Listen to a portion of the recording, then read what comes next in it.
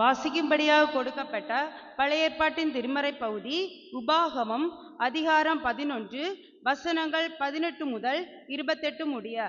உபாகமம் அதிகாரம் 11 வசனங்கள் 18 முதல் 28 முடிய.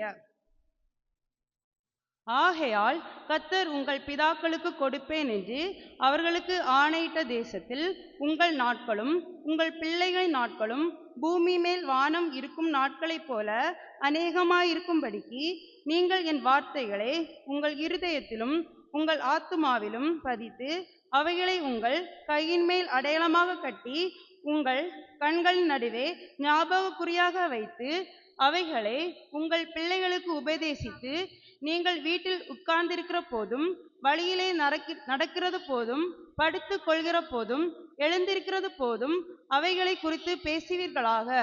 அவைகளை உங்கள் வீட்டு நிலைகளிலும் உங்கள் வாசல்களிலும் எழுதுவீர்களாக.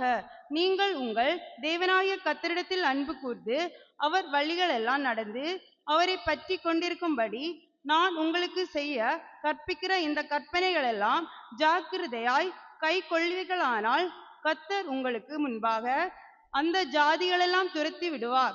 உங்களை பார்க்கிலும் ஜனம் பெருத்த பலத்த ஜாதிகளை நீங்கள் துரத்துவீர்கள். உங்கள் உள்ளங்கால் மிதிக்கும் இடமெல்லாம் உங்களுடையதாயிருக்கும்.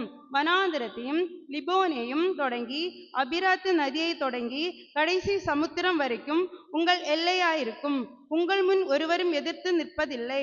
உங்கள் தேவனாகிய கர்த்தர் உங்களுக்கு சொன்னபடி உங்களால் உண்டாகும் பயமும் கொடியும் நீங்கள் மிதிக்கும் பூமியின் மேலெல்லாம் வர பண்ணுவார். இதோ இன்று நான் உங்களுக்கு முன்பாக ஆசீர்வாதத்தையும் சாபத்தையும் வைக்கிறேன்.